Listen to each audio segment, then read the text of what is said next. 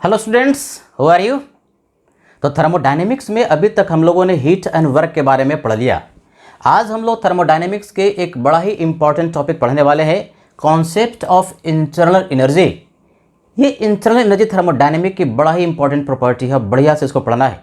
इस internal energy को ना दो तरीके से हम लोग रिप्रेजेंट करते हैं, या तो ई कहते हैं या तो यू कहते हैं। ई का मतलब भी इंटरनल एनर्जी और यू का मतलब भी इंटरनल एनर्जी होता है। अलग अलग बुक में ना कहीं कहीं ई लिखा रहेगा, कहीं कहीं यू लिखा रहेगा, दोनों का मतलब इंटरनल एनर्जी ही होता है। होता क्या है तो देखो, सबसे पहले हमने यहाँ पर डेफिनेशन लिख दिया, it is sum of total energy of a closed system, है कि नहीं। क्लोज्ड सिस्टम का मतलब एक ऐसा सिस्टम जहाँ से कि मास का ट्रांसफर नहीं होता। एनर्जी का ट्रांसफर हो सकता है लेकिन मास का ट्रांसफर नहीं होता, तो सिस्टम कैसा है, क्लोज्ड सिस्टम है। इन अब्सेंस ऑफ एक्सटर्नल फील्ड, यानी बाहर का कोई फील्ड प्रेजेंट नहीं है। बाहर का क्या फील्ड हो सकता है, इलेक्ट्रिक फील्ड हो सकता है, मैग्नेटिक फील्ड हो सकता है, ग्रेविटेशनल फील्ड हो सकता है। बाहर में कोई भी फील्ड प्रेजेंट नहीं है। और यदि एक सिस्टम हमारे पास है क्लोज्ड, यानी मास का ट्रांसफर वहाँ से नहीं हो रहा, तो उस सिस्टम की जितने तरह की एनर्जी पॉसिबल हो सकती है सबको क्या करो, जोड़ दो, तो उसको हम लोग इंटरनल एनर्जी के नाम से पुकारते हैं। तो इंटरनल एनर्जी बेसिकली क्या होगा सिस्टम का, किस किस एनर्जी को जोड़ोगे, तो सिस्टम में काइनेटिक एनर्जी होता है, सिस्टम में पोटेंशियल एनर्जी हो सकता है, और बहुत तरीके का energy, bond energy, nuclear energy, यानी बहुत जितने तरह का भी पॉसिबल एनर्जी सिस्टम का हो सकता है, एक क्लोज्ड सिस्टम का हो सकता है, उसको हम लोग इंटरनल एनर्जी के नाम से पुकारते हैं, है कि नहीं। तो इंटरनल एनर्जी जिसको हम यू से रिप्रेजेंट कर रहे हैं, kinetic energy plus potential energy और दूसरे तरह का एनर्जी जैसे न्यूक्लियर एनर्जी, बॉन्ड एनर्जी, ये सब बाद में जो एनर्जी लिखा गया ना, सिस्टम एक स्टेट से दूसरे स्टेट में जाता है, तो ये जो बाद वाला हमने इसको घेरा, इन एनर्जी का वैल्यू कांस्टेंट रहता है, चेंज नहीं करता, तो ये कांस्टेंट है। यानी बेसिकली क्लोज्ड सिस्टम का इंटरनल एनर्जी जो है वो डिपेंड करेगा काइनेटिक एनर्जी और पोटेंशियल एनर्जी पर। ये थर्मोडायनेमिक का प्रॉपर्टी शुरुआत में भी मैंने पढ़ाया था कि जो थर्मोडायनेमिक की जो प्रॉपर्टी इंटरनल एनर्जी है वो कैसा फंक्शन है, स्टेट फंक्शन है। स्टेट फंक्शन की एक फिक्स्ड स्टेट पर फिक्स वैल्यू होती है। कुछ याद आ रहा है, पहला लेक्चर, स्टेट फंक्शन ऐसा फंक्शन जिसके कि एक पर्टिकुलर स्टेट पर फिक्स वैल्यू, डेफिनिट वैल्यू होती है, और उसका जो डिफरेंस है इनिशियल स्टेट और फाइनल स्टेट पर डिपेंड करता है, पाथ या प्रोसेस पर डिपेंड नहीं करता। बहुत बढ़िया से सीखना एक स्टेट फंक्शन का मतलब क्या है। इंटरनल एनर्जी एक स्टेट फंक्शन है। देखो भाई, मान लो कि आइडियल गैस है और आइडियल गैस के लिए पी और वी का ग्राफ दिया हुआ है कि नहीं, और आइडियल गैस स्टेट ए पर था और बी पर गया, तो ए से बी तक जाने के कितने प्रोसेस, अनंत। बहुत सारे पाथ है, पाथ कहो प्रोसेस कहो, दोनों में कोई फर्क नहीं है। तो ये जो मान लो कि यहाँ पर इंटरनल एनर्जी पोजीशन ए पर U1 है और बी पर U2 है, तो ए से बी पहला रास्ता, दूसरा रास्ता या तीसरा रास्ता, जिस भी प्रोसेस से ए से बी तक आप जाएंगे, तो डेल्टा यू का जो वैल्यू है, डिफरेंस इन इंटरनल एनर्जी का जो वैल्यू है, वो सारे ही प्रोसेस के लिए कांस्टेंट होगा, सारे ही प्रोसेस के लिए सेम होगा। सारे ही प्रोसेस के लिए इंटरनल एनर्जी का जो डिफरेंस है एक स्टेट से दूसरे स्टेट तक जाने में बराबर होता है, क्योंकि इंटरनल एनर्जी एक स्टेट फंक्शन है। बहुत बार क्वेश्चन पूछता है कि बताओ भाई कि कोई एक सिस्टम ए पर था, बी पर गया और फिर बी से ए पर आ गया, यानी कि एक साइकिल में जा करके फिर वहीं से आ गया, तो डेल्टा यू का वैल्यू क्या होगा, क्योंकि उसके स्टेट में कोई चेंजिंग नहीं हुई। इनिशियल स्टेट ए था और बहुत सारा प्रोसेस से गुजर करके फिर से ए पर ही आ गया, तो उसके स्टेट में कोई चेंज नहीं हुआ, तो डेल्टा यू का वैल्यू 0 होगा। यानी एक साइक्लिक प्रोसेस के लिए डेल्टा यू का वैल्यू 0 के बराबर होगा। क्या सीखा, इंटरनल एनर्जी जो है एक स्टेट फंक्शन है, एकदम रट लेना है, बहुत बार पूछता है। और एक्सटेंसिव प्रॉपर्टी है, एक ऐसी प्रॉपर्टी है जो कि मास पर डिपेंड करता है, यानी कि मास चेंज करेगा तो इंटरनल एनर्जी का वैल्यू भी चेंज करेगा। मास पर डिपेंड करने वाली प्रॉपर्टी को हम लोग एक्सटेंसिव प्रॉपर्टी कहते हैं। पहला लेक्चर। अब चलो इसके चेंज की बात करते हैं। मैक्सिमम टाइम ना हम लोग इंटरेस्टेड होते हैं चेंज में, यानी चेंज इन इंटरनल एनर्जी का मतलब डेल्टा यू। डेल्टा यू का मतलब क्या? U2 minus U1, U2 minus U1। तो यहां चलते हैं।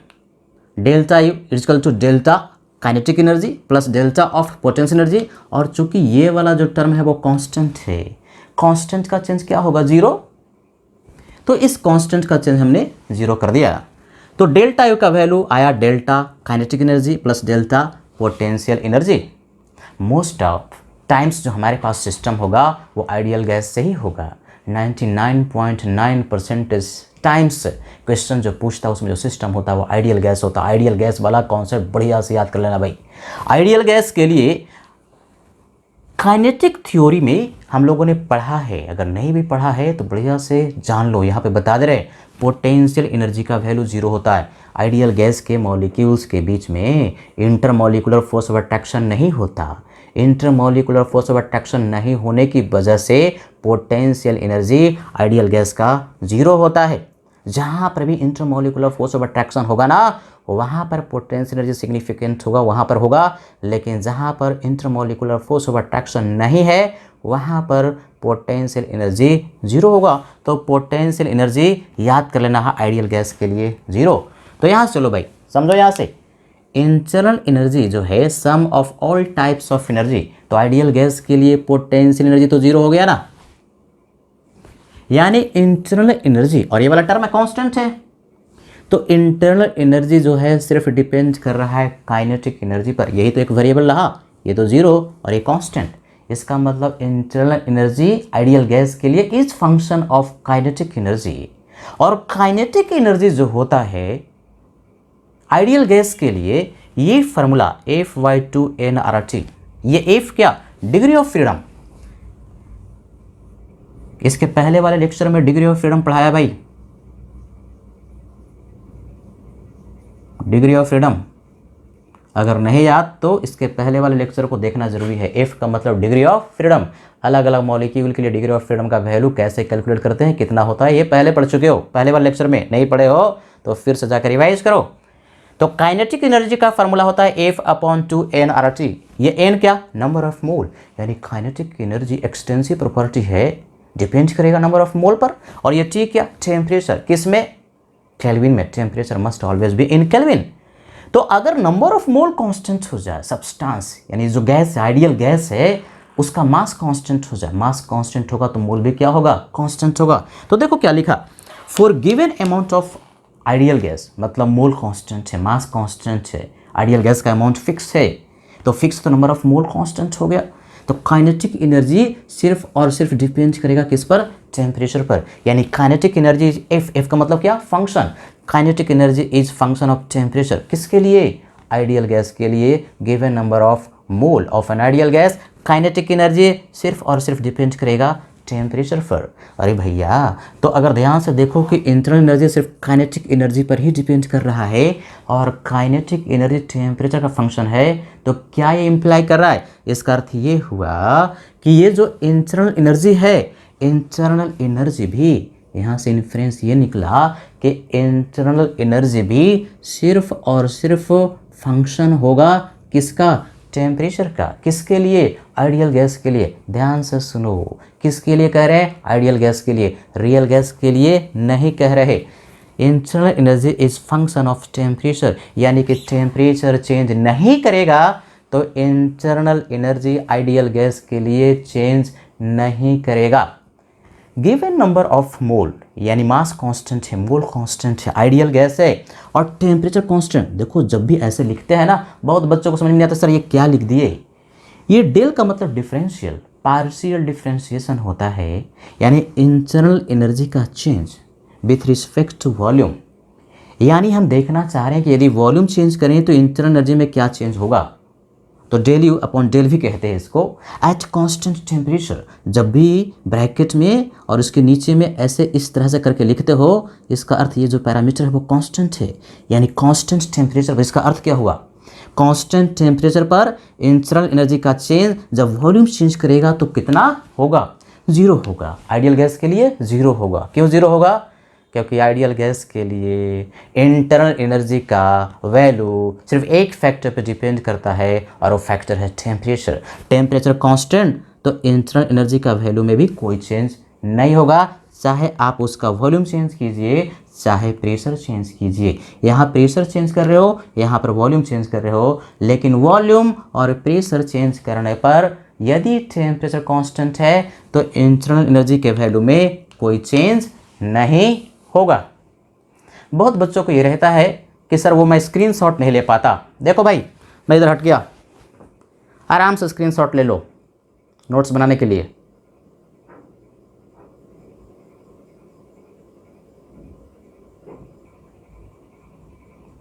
अब इंटरनल एनर्जी के बारे में कुछ इंपॉर्टेंट पॉइंट्स याद रखना ज़रूरी है। ध्यान से देखोगे क्या कह रहा है? For given amount of substance. Given amount of substance का मतलब मास का वैल्यू कांस्टेंट रहेगा, सिस्टम क्लोज रहेगा, मास का ट्रांसफर नहीं होगा। If there is no chemical reaction, ध्यान से देखो भाई, बढ़िया से देखो, ये कॉन्सेप्ट बार बार आने वाला है और इस सेंटेंस को मैं बहुत बार रिपीट करूंगा। If there is no chemical reaction मतलब केमिकल रिएक्शन नहीं हो रहा, and no phase change, phase change नहीं हो रहा, केमिकल रिएक्शन नहीं हो रहा, अमाउंट गिवन है यानी मास गिवन है, केमिकल रिएक्शन नहीं हो रहा, फेज चेंज नहीं हो रहा, तो ये जो 4 फार्मूला हमने लिखा है तभी ये वैलिड है, अदरवाइज वैलिड नहीं है। ये 4 फार्मूला जो हमने लिखा है, पहला केस, दूसरा, तीसरा और चौथा जो लिखा है, केमिकल रिएक्शन और फेज चेंज के केस में वैलिड नहीं है। तो यदि केमिकल रिएक्शन नहीं हो रहा, फेज चेंज नहीं हो रहा, तो पहला case is very very important. Maximum time जो क्वेश्चन है 99.99% टाइम्स जो क्वेश्चन आएगा वो आइडियल गैस से आएगा। तो आइडियल गैस के लिए डेल्टा यू का वैल्यू NCV डेल्टा टी या डेल्टा यू का वैल्यू NCV dt का इंटीग्रेशन T1 से लेकर के T2 तक होगा। 2 फार्मूला है, एक NCV डेल्टा टी और दूसरा NCV dt का इंटीग्रेशन T1 से लेकर के T2 तक। किसका यूज़ करेंगे सर फार्मूला में चेंज इन इंटरनल एनर्जी निकालने के लिए? तो देखो भैया, CV का वैल्यू यदि कांस्टेंट है, क्वेश्चन में अगर CV का वैल्यू कांस्टेंट है तो पहला वाला formula delta equal to NCV delta T, और यदि CV वेरिएबल है टेम्परेचर का, यानी CV as a function of temperature लिखा जा रहा है, तो दूसरा वाला फार्मूला हम इस्तेमाल करेंगे। CV कांस्टेंट तो पहला वाला फार्मूला, और CV यदि वेरिएबल है तो इंटीग्रेशन वाला फार्मूला इस्तेमाल कर लेंगे। ये फार्मूला एकदम बढ़िया से रट लेना है, याद कर लेना है, मांग लेना है। फिर से मैं कह रहा हूँ, आइडियल गैस, केमिकल रिएक्शन नहीं हो रहा, फेज चेंज नहीं हो रहा, तभी ये डेल्टा यू का फार्मूला यूज़ करोगे। किस प्रोसेस के लिए है सर? ये क्या एडियाबैटिक के लिए है, आइसोकोरिक के लिए है, आइसोबारिक के लिए है, आइसोथर्मल के लिए है, पॉलीट्रॉपिक के लिए है, साइक्लिक के लिए है, किसके लिए है? क्या लिखा है सब आँख खोल कर देखो, क्या लिखा? For all processes. मैं जब लेक्चर ले रहा होता हूँ क्लास में और कह देता हूँ कि सारे ही प्रोसेस के लिए यही वाला फार्मूला लगना है, और फिर पूछता हूँ कि डेल्टा यू का वैल्यू आइडियल गैस के लिए NCV delta T constant volume पर होगा कि कांस्टेंट प्रेशर पर होगा, तो बहुत सारा बच्चा कहता है कि कांस्टेंट वॉल्यूम पर। मैं फिर पूछता हूँ कि कांस्टेंट प्रेशर पर डेल्टा यू का वैल्यू NCV डेल्टा टी होगा कि NCP डेल्टा टी होगा, तो बच्चा बहुत सारा कहता है NCP delta T. Care should be taken, बहुत ध्यान से सुनो, एटमोस्ट केयर से सुनो। For all processes, for all processes, सब साथ में बोलो, फॉर ऑल प्रोसेसेस, सारे ही प्रोसेस के लिए, चाहे आइसोकोरिक हो, चाहे आइसोबारिक हो, चाहे एडियाबैटिक हो, चाहे आइसोथर्मल हो, या कोई भी प्रोसेस हो, डेल्टा यू का वैल्यू आइडियल गैस के लिए हमेशा यही होगा, यानी सारे प्रोसेस के लिए CV ही होगा। यानी कांस्टेंट प्रेशर पर भी अगर टेम्परेचर का चेंज दे दिया तो भी फार्मूला में CV रखना है, CP नहीं रखना है। एक और चीज़, क्या ये फार्मूला वैलिड होगा, जबकि केमिकल रिएक्शन हो रहा नहीं। फेज चेंज में क्या फार्मूला वैलिड होगा? नहीं, फेज चेंज और केमिकल रिएक्शन में यह फार्मूला वैलिड नहीं होता है। दूसरा रियल गैस। रियल गैस के लिए डेल्टा यू का वैल्यू NCV डेल्टा टी पहला वाला टर्म तो है ही है, इसके अलावा भी कुछ और टर्म है। देखो IIT JEE मेन या फिर नीट के सिलेबस में ये रियल गैस का डेल्टा यू का सिलेबस में नहीं है, मतलब ये इससे क्वेश्चन ना पूछता है और ना तो सिलेबस में है, तो इससे अगर आप नहीं भी याद करें तो कोई दिक्कत नहीं है। तो ये जो हमने यहाँ लिखा है कुछ और टर्म, ये है क्या?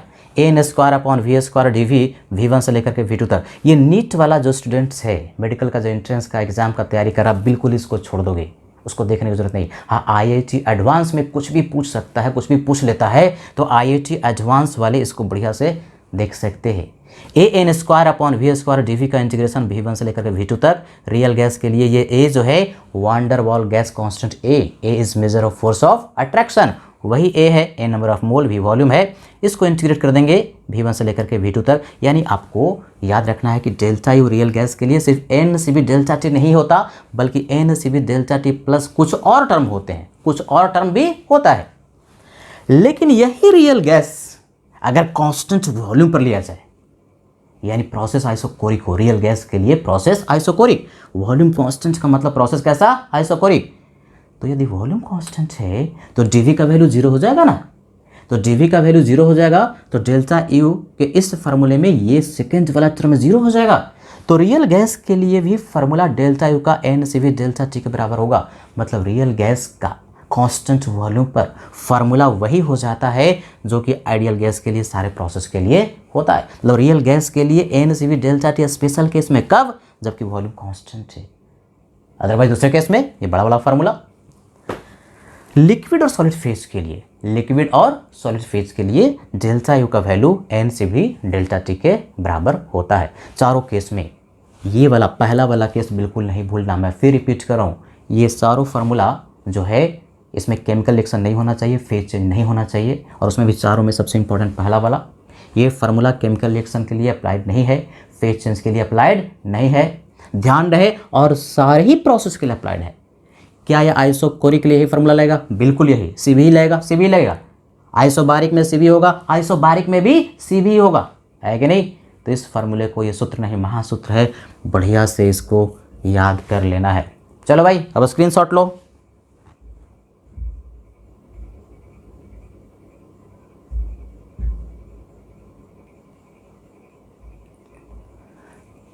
तो इंटरनल एनर्जी का जो कॉन्सेप्ट हम लोगों ने सीखा, डेल्टा यू कैलकुलेट करना जो सीखा, फार्मूला जो पीछे में सीखा, उसको हम लोग उपयोग करेंगे, सीखेंगे दो न्यूमेरिकल के हेल्प से। ध्यान रखना है डेल्टा यू का वैल्यू आइडियल गैस के लिए NCV डेल्टा टी के बराबर होता है सारे प्रोसेस के लिए, या NCV dt का इंटीग्रेशन T1 से लेकर के T2 के बराबर होगा। मैक्सिमम टाइम जो न्यूमेरिकल आएगा वो आइडियल गैस ही सिस्टम होगा। पहला न्यूमेरिकल देखो भाई क्या पूछता है, क्या निकालना है? Delta U change in internal energy ही निकालना है।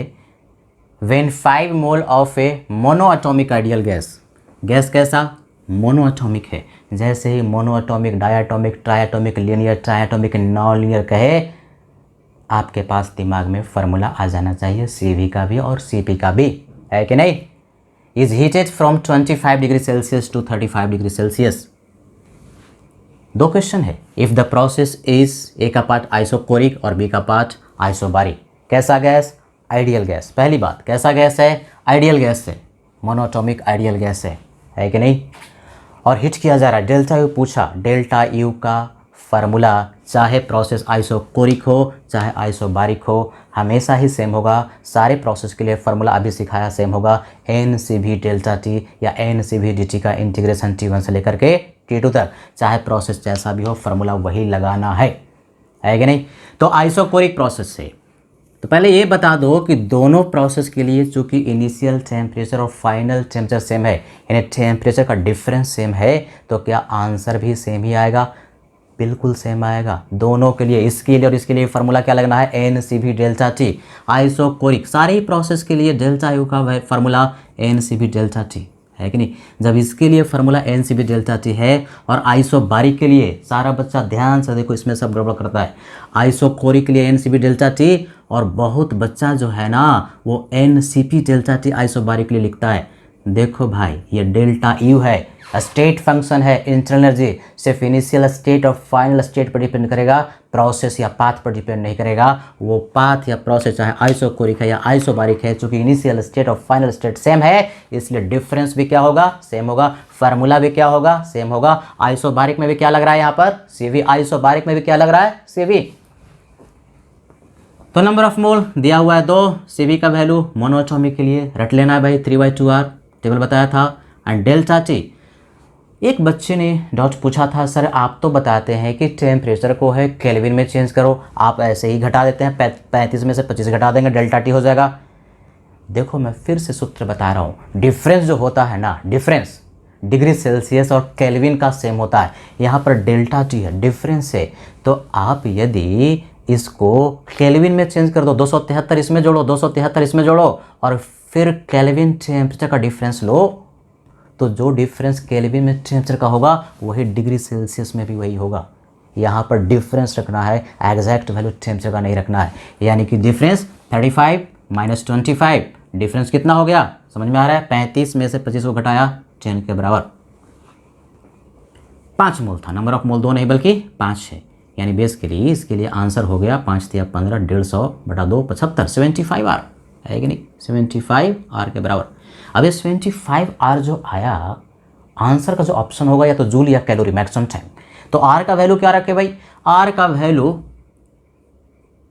जो वैल्यू है डिपेंड करता है कि आंसर किस में दिया। अगर जूल में दिया तो 8.314 रखोगे, और यही अगर आंसर कैलोरी में दिया तो R का वैल्यू कैलोरी के लिए 2 पुट करते हैं, तो ये आंसर किस में आएगा, कैलोरी में, है कि नहीं। तो डेल्टा यू का वैल्यू आइसोकोरिक के लिए भी वही, आइसोबारिक के लिए फार्मूला वही, डेटा सब वही, तो आंसर भी क्या आएगा, सेम ही आएगा, यानी कितना 75R के बराबर ही आएगा। पहला क्वेश्चन है कि नहीं। दूसरा क्वेश्चन, डेल्टा यू भी कैलकुलेट करना है। यदि 2 मोल आइडियल गैस का लिया गया, हीट किया गया फ्रॉम 100 केल्विन टू 200 केल्विन, इस बार भी कैसा गैस है, आइडियल गैस है, क्या निकालना था, डेल्टा यू। क्या फार्मूला दिमाग में आया, 2 फार्मूला, या तो NCV डेल्टा टी या तो NCV dt का इंटीग्रेशन T1 से लेकर के T2 तक। किस प्रोसेस के लिए फार्मूला, सारे ही प्रोसेस के लिए भाई, सारे ही प्रोसेस के लिए यही फार्मूला लगना है। ये आइसोकोरिक होता तो भी वही फार्मूला, आइसोबारिक होता तो भी वही फार्मूला लगता। यानी ये क्वेश्चन में कहता कि आइसोकोरिक है या आइसोबारिक है, तो भी फाइनल आंसर पे कोई फर्क पड़ने वाला नहीं था। हर एक बात ध्यान से सुना करो, हर एक कॉन्सेप्ट को ध्यान से सुना करो। एक बार समझ में नहीं आए तो बार बार इसको सुनो, तब जाकर दिमाग में आएगा। रिवीजन से होता है। थर्मोडायनेमिक्स एक बिल्कुल कॉन्सेप्चुअल सब्जेक्ट है, बढ़िया से कॉन्सेप्ट तुमको आता है ना। जैसे मैं कह रहा हूँ कि आइडियल गैस है तो सारे ही प्रोसेस के लिए NCV डेल्टा टी, तो ये गांठ बांध लो, बार बार दिमाग में आना चाहिए, है कि नहीं। नहीं तो भूल गए तो NCV डेल्टा टी करते रहोगे। हर एक बात को जो मैं कहता हूँ उसको बढ़िया से सुनो और अप्लाई करो, तभी तुम्हें थर्मोडायनेमिक्स आएगा। और एक बार आ गया तो इससे आसान सब्जेक्ट नहीं है, बड़ा इंटरेस्टिंग सब्जेक्ट है। चलो भाई शुरू करते हैं। इस बार CV का वैल्यू कांस्टेंट है कि as a function of temperature दिया। सिखाया था कि क्वेश्चन में आइडियल गैस लिखा है, कुछ मेंशन ना करे, as a function of temperature mention ना करे, तो हम मानेंगे कि CV का वैल्यू उस क्वेश्चन में कांस्टेंट लिया गया। जैसे पहले वाला क्वेश्चन में CV का वैल्यू कांस्टेंट, और तो भी लेंगे क्या कांस्टेंट वैल्यू, तो तुमको पता है मोनोटॉमिक के लिए होता है, डायटोमिक के लिए होता है, ट्राइटोमिक, लीनियर नॉनलीनियर के लिए होता है। यहाँ जो है CV का वैल्यू स्पेसिफिकली मेंशन कर दिया कि CV टेम्परेचर का फंक्शन है कि नहीं। तो कौन सा फार्मूला डेल्टा यू के लिए, डेल्टा यू के लिए फार्मूला जो लगाओगे इंटीग्रेशन वाला, NCV dt का इंटीग्रेशन कहाँ से कहाँ तक, T1 से लेकर के T2 तक। अब नंबर ऑफ मोल दिया है 2 मोल 2, CV का वैल्यू दे दिया 1 + 2T,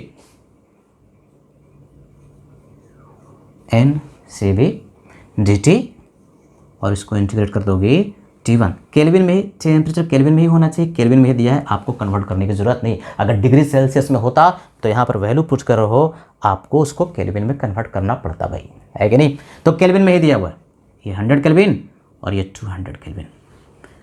बड़ा सिंपल है, इंटीग्रेट कर सकते हैं इसको। इंटीग्रेट करोगे तो 2 बाहर में है, dt T हो जाएगा, और t का इंटीग्रेशन t²/2 क्या हो गया, कैंसिल, लोअर लिमिट 100 अपर 200, सॉल्व करोगे 2 को बाहर रखो, सो 200 माइनस 100 एंड प्लस 200 का स्क्वायर माइनस 100 का स्क्वायर, और इसको सॉल्व कर लोगे, दोबारा में है, ये कितना हो गया 100 एंड प्लस दिस इज 2 दूना 4 और 1 दैट इज 3 2 3 4, यानी सिंप्लीफाई बेसिकली कर ले रहे हैं। ये कितना हो गया 3 0 1 0 0 multiply by 2 that is equal to 6 0 200। Unit किस में आएगा, जूल में, क्योंकि CV का वैल्यू जूल में दिया हुआ है। खड़ा हो गया मैं, साइड में स्क्रीनशॉट लो।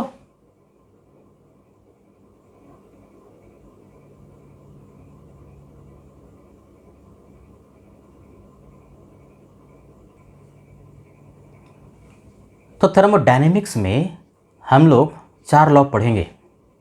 पहला जो लॉ है जीरोथ लॉ ऑफ थर्मोडायनेमिक्स, फिर पढ़ेंगे फर्स्ट लॉ ऑफ थर्मोडायनेमिक्स, फिर पढ़ेंगे सेकेंड लॉ ऑफ थर्मोडायनेमिक्स, और लास्ट में थर्ड लॉ ऑफ थर्मोडायनेमिक्स, यानी टोटल मिला करके 4 लॉ हम लोग पढ़ने वाले हैं।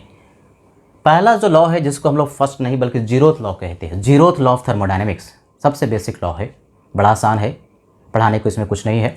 देखो क्या कहता है, कोई भी एक हमारे पास सिस्टम है, कोई भी एक हमारे पास सिस्टम याद है क्या होता है, जिसके बारे में हम लोग पढ़ते हैं, अध्ययन करते हैं, स्टडी करते हैं, ऑब्जर्व करते हैं, उसको हम लोग क्या बोलते हैं, सिस्टम। मार्कर के बारे में पढ़ रहे तो मार्कर क्या हो गया, सिस्टम। आइडियल गैस के बारे में पढ़ रहे तो आइडियल गैस क्या हो गया, सिस्टम, पहला लेक्चर। तो कोई एक सिस्टम मान लो ए है, एक सिस्टम है जो कि दूसरा सिस्टम बी के साथ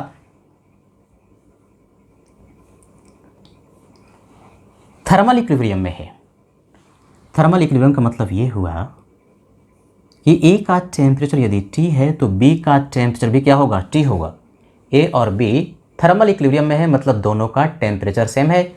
और B जो है एक तीसरा सिस्टम है C, यानी A B C 3 सिस्टम है।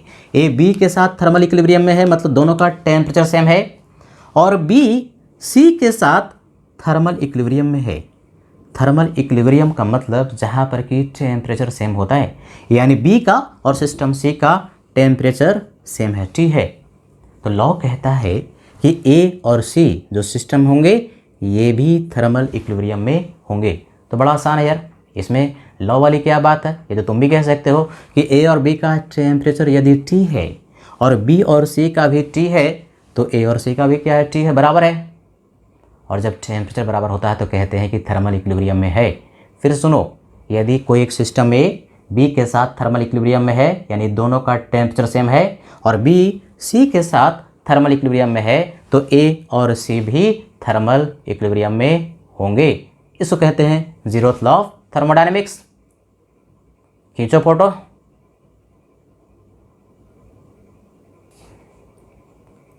तो जीरोथ लॉ हम लोगों ने पढ़ लिया, अब पढ़ते हैं फर्स्ट लॉ ऑफ थर्मोडायनेमिक्स। देखो थर्मोडायनेमिक्स में 2 लॉ बहुत इंपॉर्टेंट है, मैक्सिमम जो क्वेश्चन आता है वो फर्स्ट लॉ ऑफ थर्मोडायनेमिक्स से आता है और सेकेंड लॉ ऑफ थर्मोडायनेमिक्स से आता है, यानी फर्स्ट लॉ ऑफ थर्मोडायनेमिक्स और सेकेंड लॉ ऑफ थर्मोडायनेमिक्स का कमांड होना चाहिए। मैक्सिमम क्वेश्चन इसी से आता है, बड़ा आसान भी होता है, बड़ा इंटरेस्टिंग भी है।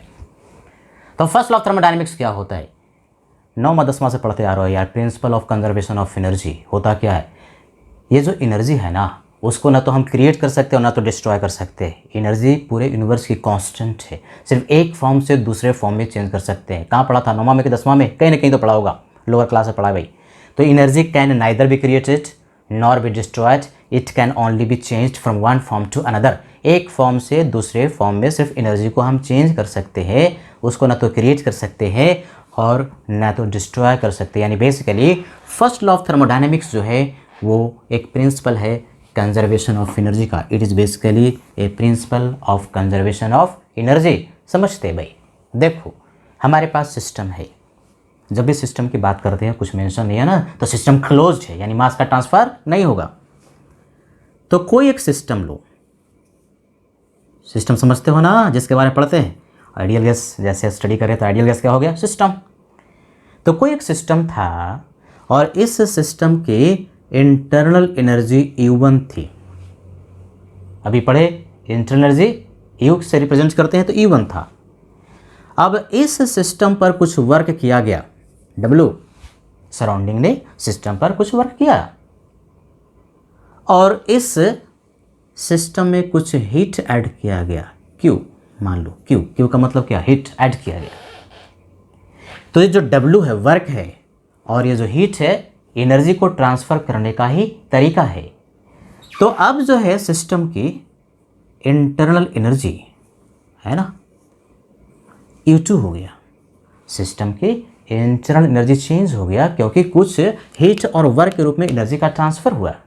तो अब सिस्टम की इंटरनल एनर्जी, बढ़िया से देखोगे, बढ़िया समझोगे भाई, U2 का जो वैल्यू हुआ पहले जितना एनर्जी था वो तो है ही है, कुछ हीट के फॉर्म में आया और कुछ वर्क के फॉर्म में भी आया। तो चेंज इन इंटरनल एनर्जी यहां से देखो U2 माइनस U1। तो देखो बढ़िया से देखोगे U2 माइनस U1 है क्या, ये चेंज इन इंटरनल एनर्जी के लिए एक फार्मूला मिल गया Q plus W। It is very very important formula, एकदम रट लेना है, मग लेना है, याद कर लेना है। फर्स्ट लॉ ऑफ थर्मोडायनेमिक्स का सबसे इंपॉर्टेंट फार्मूला यही है और इसी फार्मूला से maximum question first law of thermodynamics का सॉल्व होने वाला है। बेसिक फार्मूला है delta U change in internal energy का वैल्यू Q प्लस W के बराबर होगा। फिजिक्स में फार्मूला थोड़ा सा डिफरेंट होता है, delta equal to Q minus W होता है, लेकिन फिजिक्स में साइन कन्वेंशन जो है ना वर्क का वो डिफरेंट होता है। हीट का तो सेम होता है लेकिन वर्क का डिफरेंट होता है। यहाँ पर सिस्टम, फिजिकल केमिस्ट्री में सिस्टम वर्क करता है तो निगेटिव होता है और सराउंडिंग वर्क करता है तो पॉजिटिव। फिजिक्स में ना सिस्टम वर्क करता है तो पॉजिटिव होता है और सराउंडिंग वर्क करता है तो निगेटिव। तो साइन कन्वेंशन वहाँ पर उल्टा है, इसलिए फिजिक्स में Q प्लस W नहीं Q माइनस W। यहाँ पर है फिजिकल केमिस्ट्री और फिजिकल केमिस्ट्री के अनुसार फार्मूला डेल्टा U का Q प्लस W रख रहे हो तो वर्क जो है उसका साइन कन्वेंशन भी पीछे वाला लेक्चर में पढ़ाया था, फिर बताया, बढ़िया से याद करना क्योंकि साइन कन्वेंशन का ही यहाँ पर जरूरत पड़ने वाला है। Q का साइन प्लस रखें माइनस रखें, W का साइन प्लस रखें माइनस रखें, तो कन्वेंशन बढ़िया से याद होना चाहिए, है कि नहीं। तो एक formula very very important formula, 1,75 star का फार्मूला मैं इसको बोलता हूं, यानी this is very very very very important formula Q plus W। अब इसी को लिखने का और भी बहुत तरीका हो सकता है कि नहीं। तो डेल्टा U को Q को क्या लिख सकते हैं, NCM डेल्टा T। CM क्या, मोलर हीट कैपेसिटी, Q का वैल्यू NCM डेल्टा T और W क्या लिख सकते हैं, माइनस P एक्सटर्नल dV का इंटीग्रेशन कहाँ से कहाँ तक, V1 से लेकर के V2 तक, यानी W को रिप्लेस कर दिया, ये जो फार्मूला हम लोगों ने लास्ट लेक्चर में पढ़ा था वो, और Q को भी मोलर हीट कैपेसिटी और डेल्टा T से रिप्लेस कर दिया। डिपेंड करता है क्वेश्चन में किस फॉर्म में डेटा दिया हुआ है, यानी एक्सटर्नल प्रेशर और वॉल्यूम की बात करेगा तो W के लिए वर्क के लिए वाला फार्मूला लगा देंगे, और Q अगर मोलर हीट कैपेसिटी और टेम्परेचर की बात करेगा तो NCM डेल्टा T। इसी फार्मूला को लिखने का और भी तरीका है, या डेल्टा U के जगह पर अगर ड्यू लिखते हो, है कि नहीं, ड्यू का मतलब infinitesimally a small difference in internal energy, यानी बहुत बहुत बहुत बहुत छोटा चेंज, किसका, इंटरनल एनर्जी का। तो ये DQ है तो ये DQ हो जाएगा, DQ का मतलब a small, very small, extremely small change in heat, और W तो प्लस DW। तो ये भी एक फार्मूला है अगर डिफरेंशियल फॉर्म में लिखते हो। अब ये जो है और भी लिख सकते हैं इसको, इसी फार्मूला को ध्यान से देखो, du इक्वल टू DQ और DW हम लोग पढ़े थे कि minus P external and DV होता है। एक ही फार्मूला को लिखने का कितना तरीका है, इसी फार्मूला को अलग अलग तरीके से लिख रहे हैं। कहाँ से लिख रहे हैं, जो पीछे में लोगों ने पढ़ा था, DQ minus P external and DV, DU के लिए हम लिख सकते हैं। तो इन फार्मूला में से ये फार्मूला बढ़िया से याद करना और इसी फार्मूला से हम लोग सारा क्वेश्चन आगे में फर्स्ट लॉ ऑफ थर्मोडायनेमिक्स के लिए सॉल्व करने वाले। फर्स्ट लॉ ऑफ थर्मोडायनेमिक्स के लिए ये सूत्र नहीं महासूत्र है और इसका याद होना बहुत बहुत ज़रूरी है। स्क्रीनशॉट लो।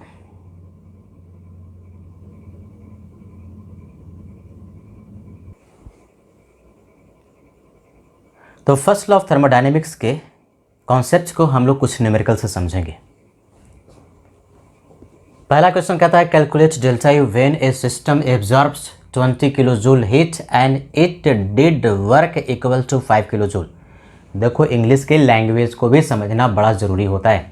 क्वेश्चन में हीट और वर्क का मैग्नीट्यूड दिया रहता है, साइन आपको लगाना पड़ता है और साइन बढ़िया से याद कर लेना। लास्ट लेक्चर में सिखाया था कि कब वर्क पॉजिटिव होता है, कब नेगेटिव होता है, क्यू का वैल्यू कब पॉजिटिव और कब नेगेटिव, याद है सब? तो चलो शुरू करते हैं। क्या निकालना है? Delta you. First law of thermodynamics, delta U के लिए कौन सा फार्मूला? क्यू प्लस डब्ल्यू, है ना, सबसे इंपॉर्टेंट फार्मूला। इस फार्मूले को लगाना है। अब इस फार्मूले को लगाना है तो जरा समराइज करते हैं क्या क्या दिया। When a system absorbs, absorb का मतलब सिस्टम में हिट गया, सिस्टम में हिट गया। अगर ध्यान से देखो, सिस्टम ने एब्जॉर्ब किया, इसका मतलब सिस्टम में हिट गया। तो सिस्टम में जब हिट जाता है तो नेगेटिव होता है कि पॉजिटिव? पॉजिटिव। सिस्टम से हिट निकलेगा तो नेगेटिव और सिस्टम में हिट जाएगा तो पॉजिटिव। क्वेश्चन में मैग्नीट्यूड लिखा रहता है, साइन आपको लगाना होता है कि नहीं? तो क्यू का वैल्यू यहाँ से, क्यू चूँकि सिस्टम में गया तो क्यू का वैल्यू दिया है मैग्नीट्यूड 20 किलो जूल प्लस, क्योंकि सिस्टम में जा रहा है, sign plus. And it did, it का मतलब क्या? सिस्टम। सिस्टम डिड, किसने वर्क किया? सिस्टम ने। It did work, system did work. System जब वर्क करता है तो नेगेटिव होता है। सराउंडिंग काम करेगा तो पॉजिटिव, सिस्टम वर्क करेगा तो नेगेटिव। और क्वेश्चन में मैग्नीट्यूड देता है, क्वेश्चन में मैग्नीट्यूड देता है, साइन आपको लगाना होता है। यानी यहाँ से सिस्टम चूँकि वर्क किया तो डब्ल्यू का मैग्नीट्यूड दिया हुआ है 5 kilo joule. 5 kilo joule system ने काम किया इसलिए माइनस। साइन समझ में आया? सिस्टम काम किया इसलिए माइनस और सिस्टम में हीट गया इसलिए हीट 20 किलो जूल के पहले साइन क्या लगा? प्लस लगा। अब इस फार्मूले में वैल्यू को पुट करो, क्यू का वैल्यू 20 और W -5 that is equal to 15 kilo joule. ध्यान रहे यूनिट का भी खास ख्याल रखना जरूरी है। सबका यूनिट सिमिलर होना चाहिए, जो क्यू का वही डब्ल्यू का, जूल तो जूल, किलो जूल तो किलो जूल, कैलोरी तो कैलोरी। क्वेश्चन नंबर 2, क्या निकालना है? Calculate delta U when a system loses 10 calorie heat. System से हीट निकल गया। देखो लॉस कहे, रिजेक्ट कहे, रिलीज कहे, सब सिनोनिम है, पर्यायवाची है। क्या किया सिस्टम ने? लूज किया।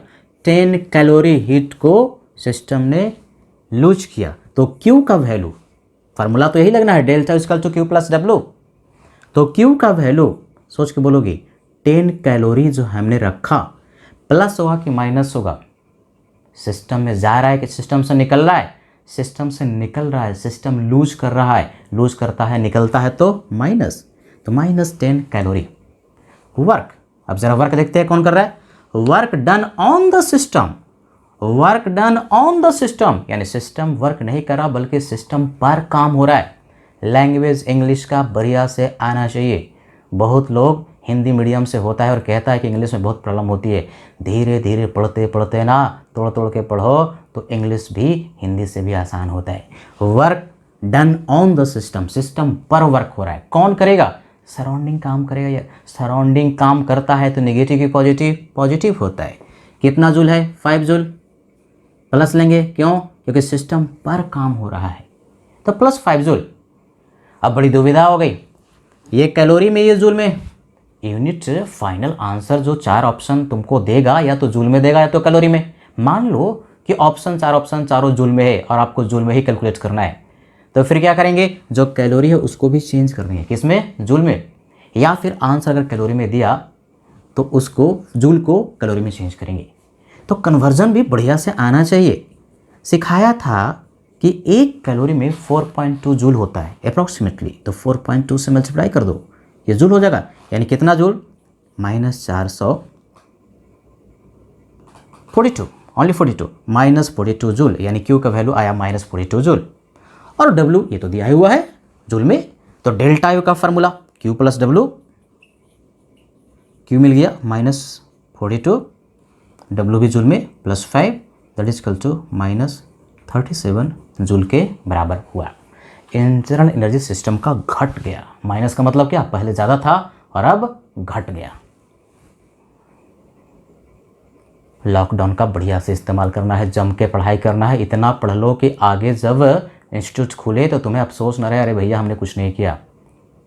Keep your self constructively involve, जम के पढ़ाई करो, अफसोस न रहे कि हमने जो टाइम गुजारा लॉकडाउन में घर पर कुछ नहीं किया। जम के पढ़ाई करो, जम को इस्तेमाल करो, तो आने वाले टाइम में तुम्हारा जो बोझ होगा पढ़ने का बहुत कम हो जाएगा।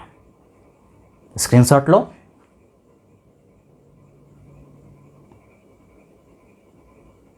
क्वेश्चन नंबर 3 ग्राफिकल क्वेश्चन है, डेल्टा यू ही निकालना है ए बी प्रोसेस के लिए। Calculate delta U in A B process if an ideal gas, system कैसा है ideal gas, absorbs 5 kilo joule heat. निकालना डेल्टा यू है, तो वही जो सबसे इंपॉर्टेंट फार्मूला था। पहले सोचोगे क्वेश्चन को हम कैसे करें, निकालना क्या है डेल्टा यू। जैसे ही दिमाग में आया कि डेल्टा यू कैलकुलेट करना है, तो पहला जो फार्मूला सबसे फर्स्ट लॉ ऑफ थर्मोडायनेमिक्स का इंपॉर्टेंट फार्मूला है वो दिमाग में आ गया कि इस फार्मूले को लगाना है। अब दी हुई इन्फॉर्मेशन से क्यू निकालना चाहेंगे और डब्ल्यू, क्यू और डब्ल्यू मिल गया तो आपका क्वेश्चन सॉल्व हो गया। Ideal gas absorbs 5 kilo joule heat, यानी क्यू का वैल्यू तो मिल गया भाई 5 किलो जूल, प्लस की माइनस आइडियल गैस ने एब्जॉर्ब किया। आइडियल गैस क्या है, सिस्टम एब्जॉर्ब किया, सिस्टम एब्जॉर्ब किया, सिस्टम में हीट गया तो सिस्टम में जाता है तो प्लस 5 किलो जूल, एक चीज़ मिल गया। क्यू अगर डब्ल्यू मिल जाए तो कम हमारा हो जाएगा। पीवी का डायग्राम है, पी और वी के बीच में ग्राफ दिया हुआ आइडियल गैस के लिए। क्या सिखाया था, पी और वी का अगर ग्राफ दिया हुआ है और ग्राफ दिया है तो प्रोसेस कैसा, रिवर्सिबल, तो उस ग्राफ के उस डायग्राम के नीचे का एरिया वर्क डन के मैग्नीट्यूड के बराबर होता है। यानी पीवी का डायग्राम है तो वर्क डन का मैग्नीट्यूड तो हम लोग को मिल गया। कैसे निकालोगे, तो इसके नीचे का जो एरिया है, ए बी प्रोसेस के नीचे का जो एरिया है वो वर्क डन के मैग्नीट्यूड के बराबर होगा। एरिया निकालने के लिए ट्रेपेजियम में इसको 2 पार्ट में तोड़ दो, ये पहला वाला पार्ट और इसको हमने दूसरा वाला पार्ट कह दिया। दोनों पार्ट के एरिया को कैलकुलेट करके जोड़ देंगे तो वर्क डन का मैग्नीट्यूड आ जाएगा किसके बराबर, एरिया के बराबर। 2 एरिया है, पहला राइट एंगल ट्रायंगल है, क्या एरिया होता है, हाफ मल्टीप्लाइड बाई बेस, ये डिस्टेंस 2 है, and multiplied by this height 5 minus 1 that is equal to 4। इसका एरिया रेक्टेंगल है, रेक्टेंगल का एरिया यहाँ से यहाँ तक का डिस्टेंस 2, ये ब्रेड्थ मान लो, ये हाइट कितना 1, तो ये आ गया ये 4 और 2 6, 6 यूनिट क्या आएगा बार लीटर में। अगर आंसर बार लीटर में दिया रहे तो वर्क डन का वैल्यू बार लीटर में तो आएगा, लेकिन ध्यान से देखो क्यू का वैल्यू किलो जूल में है, तो डब्ल्यू भी आपको या तो जूल या तो किलो जूल में लाना पड़ेगा, यूनिट यूनिफॉर्म होना चाहिए। तो मान लो आंसर किलो जूल में दिया हुआ है, 4 ऑप्शन में से ऑप्शन जो है वो किलो जूल में दिया हुआ है, तो बार लीटर को जूल में पहले कन्वर्ट करोगे, सिखाया था कुछ याद है। 1 बार लीटर में 100 जूल होता है, बार लीटर में अगर यूनिट है और जूल में कन्वर्ट करना है तो गुना करना पड़ता है 100 से, तो 6 मल्टीप्लाइड बाई 100 यानी बेसिकली 600 जूल के बराबर होगा। क्या मिला, ये वर्क डन मिल गया, उसका मैग्नीट्यूड मिला 600 जूल के बराबर। किलो जूल में अगर लिखना चाहे तो कितना, 1000 से डिवाइड करो तो 0.6 किलो जूल, ये किलो जूल क्योंकि क्यू का वैल्यू भी किलो जूल में दिया हुआ है, किलो जूल तो ये भी किलो जूल में, ठीक है। लेकिन ध्यान रहे यहाँ तो हमें डब्ल्यू लिखना है, मैग्नीट्यूड नहीं। अब साइन तो आपको लगाना पड़ेगा, ग्राफ में मैग्नीट्यूड निकाल करके साइन निकालना भी सिखाया था। अगर वॉल्यूम बढ़ रहा है तो नेगेटिव और वॉल्यूम घट रहा है तो पॉजिटिव। देख करके बताओ कि ए से बी जाने में इस गैस का वॉल्यूम घट रहा है कि बढ़ रहा है। 2 से 4 लीटर हो गया, वॉल्यूम क्या हो गया, बढ़ गया। वॉल्यूम बढ़ता है तो सिस्टम काम करता है और सिस्टम वर्क करता है तो साइन नेगेटिव, यानी जो मैग्नीट्यूड आया 0.6 किलो जूल, क्या साइन लगाओगे बोलो, समझ में आया, माइनस लगेगा क्योंकि वॉल्यूम बढ़ रहा है। तो अब इस फॉर्मूले को लगाते हैं, delta U equal to Q plus W, Q 5 और W minus 0.6 that is equal to 4.4 kilo joule. ये आपका आंसर हो गया। स्क्रीनशॉट।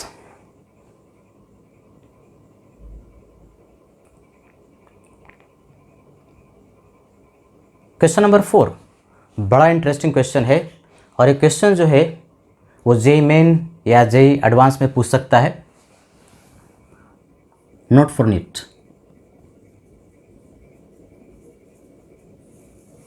ये क्वेश्चन, ऐसा जो क्वेश्चन है वो पूछ सकता है कहाँ, जेईई मेंस में या फिर आईआईटी एडवांस में पूछ सकता है। थोड़ा लेंदी क्वेश्चन है, कॉन्सेप्चुअल क्वेश्चन है, बड़ा इंटरेस्टिंग क्वेश्चन है। इस क्वेश्चन में कहता ये है कि एक सिलेंडर है, देखो ये सिलेंडर है, सिलेंडर है और इस सिलेंडर में एक गैस रखा गया है। इसमें एक मूवेबल पिस्टन लगा हुआ है। ये जो पिस्टन है मूवेबल है, जो कि मासलेस है और फ्रिक्शनलेस है। ये पिस्टन ऊपर जा सकता है और नीचे जा सकता है। और इस पिस्टन का क्रॉस सेक्शनल एरिया दिया हुआ है 500 centimetre square. Cross sectional area इस पिस्टन का, CSA का मतलब cross sectional area 500 centimetre square के बराबर दिया हुआ है। अब इस सिस्टम में जो गैस रखा हुआ है, इस सिलेंडर में जो गैस रखा हुआ उसको हीट किया जा रहा है। हीट जब किया जा रहा है तो जो हीट सप्लाई हुआ 5 किलो जूल, यानी गैस को हीट मिला 5 किलो जूल। क्या पूछता है, डेल्टा यू। तो सबसे पहले दिमाग में आना चाहिए, पूछ रहा है delta you. First law of thermodynamics का एक क्वेश्चन है, पक्की बात। डेल्टा यू पूछ रहा है, क्यू वैल्यू दिया हुआ है, तो तुरंत दिमाग में फॉर्मूला आया delta U equal to Q plus W, है कि नहीं। तो क्यू तो मिला हुआ है 5 किलो जूल, प्लस भी होगा, ये भी दिमाग में आ गया। करते करते न्यूमेरिकल बड़ा एकदम आसान हो जाता है। क्यू का वैल्यू प्लस होगा क्योंकि हीट सप्लाई किया जा रहा है, सिस्टम में जा रहा है। ये डब्ल्यू मिल जाना तो काम हमारा हो जाएगा। अब दिमाग लगाओगे, शुरुआत में इनिशियल पोजीशन जो है पिस्टन का यहाँ पर था, और जब हीट किया गया फाइनल पोजीशन ऑन हीटिंग ये ऊपर चला गया। कितना सेंटीमीटर ऊपर गया, ये जो डिस्टेंस है यहाँ से यहाँ तक का डिस्टेंस हिट गया। अब ये जो पिस्टन है जो फ्रिक्शनलेस मासलेस ऊपर गया, कितना सेंटीमीटर, 50 सेंटीमीटर ऊपर गया। तो वॉल्यूम चेंज हुआ होगा ना भाई। इसका मतलब अगर हमको चेंज इन वॉल्यूम मिल जाए, डेल्टा भी मिल जाए तो काम हो जाएगा, क्योंकि एक्सटर्नल प्रेशर जो है 1 एटमॉस्फेयर के बराबर है। बाहर का प्रेशर 1 एटमॉस्फेयर कांस्टेंट प्रेशर है, यानी डब्ल्यू का जो वैल्यू है, क्यू का वैल्यू तो यहाँ से दिख गया, 5 kilo joule is nothing but Q. W का वैल्यू के लिए फार्मूला -P एक्सटर्नल, जो कि एक्सटर्नल प्रेशर कांस्टेंट है। इसके पहले वाला लेक्चर में वर्क बहुत डिटेल में पढ़ाया है, नहीं पढ़े हो तो जाके फिर से रिवाइज करके आओ भाई। -P external and delta V, that is V2 minus V1। अभी डेल्टा V कैसे निकालोगे, इसका जो वॉल्यूम है जो चेंज हुआ कैसे निकालोगे। क्रॉस सेक्शनल एरिया दिया हुआ है, कोई भी जैसे सिलेंडर है कि नहीं, बेलन है, बेलन का आयतन पढ़े हो ना, πr²h, यानी cross sectional area and multiplied by height. तो जो डेल्टा V है उसका वैल्यू हम निकाल सकते हैं। एक्सटर्नल प्रेशर दिया है 1 एटमॉस्फेयर, और डेल्टा V के लिए क्या फार्मूला, तो क्रॉस सेक्शनल एरिया और मल्टीप्लाइड बाई हाइट। ये जो हाइट इंक्रीज किया इसी को मीच कह रहे हैं, है कि नहीं। ये जो हाइट इंक्रीज किया तो लिखते हैं -1 क्रॉस सेक्शनल एरिया, क्वेश्चन में दिया हुआ है 500 सेंटीमीटर स्क्वायर, और हाइट जो इंक्रीज किया ये भी दिया है 50 सेंटीमीटर। ध्यान रहे ये है सेंटीमीटर स्क्वायर और ये सेंटीमीटर, यानी ये दोनों मिल करके क्या हो गया, सेंटीमीटर क्यूब। तो ये जो तुम्हारे पास वॉल्यूम आया वो सेंटीमीटर क्यूब में है, और ये जो प्रेशर जो दिया हुआ है वो किस में है, एटमॉस्फेयर। बढ़िया से देखना है यहाँ पर ना, सिर्फ दिमाग ही नहीं लगाना कि एरिया वगैरह निकाल लिया, यूनिट का भी कन्वर्जन बढ़िया से आना चाहिए। यानी बेसिकली ये जो 500 गुने 50 आप करेंगे सेंटीमीटर क्यूब आएगा। ये कितना आएगा, 25,000 सेंटीमीटर क्यूब। सेंटीमीटर क्यूब कहो या मिलीलीटर ml कहो, दोनों में कोई फर्क नहीं है। अब इसी वैल्यू को, ये जो वैल्यू आया ml है, लीटर में कन्वर्ट करने के लिए 1000 से डिवाइड कर दो तो कितना लीटर हो गया, 25 लीटर। यानी बेसिकली -1 एंड मल्टीप्लाइड 25, ये जो वैल्यू आएगा किस में आएगा, एटमॉस्फेयर लीटर में आएगा। तो -25 एटमॉस्फेयर लीटर को अप्रॉक्सीमेटली अगर हम जूल में चेंज करना चाहें, क्योंकि अगर ये किलो जूल क्यू है और मान लो आंसर किलो जूल में ही दिया है तो इसको पहले जूल में कन्वर्ट करना पड़ेगा। अप्रॉक्सीमेटली 100 से मल्टीप्लाई करेंगे। देखो सिखाया था एग्जैक्ट वैल्यू अगर एटमॉस्फेयर लीटर को जूल में कन्वर्ट करना है तो 101.325 से गुना करते हैं, लेकिन जल्दी से क्वेश्चन को करने के लिए अप्रॉक्सीमेट का सहारा लेते हैं, यानी अप्रॉक्सीमेटली 100 से मल्टीप्लाई करेंगे, तो जो वैल्यू है वो किस में आएगा, जूल में। यानी बेसिकली इसको किलो जूल में अगर कन्वर्ट करना चाहें तो 1000 से डिवाइड करेंगे तो -2.5 किलो जूल क्या मिला, वर्क मिला। और क्यू का वैल्यू +5 किलो जूल। प्लस क्यों, क्योंकि सिस्टम हीट जा रहा है। तो डेल्टा भी पूछता है, डेल्टा तो तुमको पता है Q + W। Q का वैल्यू 5 किलो जूल और work done -2.5 that is equal to 2.5 kilo joule. ये डेल्टा U का वैल्यू आ गया, ये आंसर हुआ।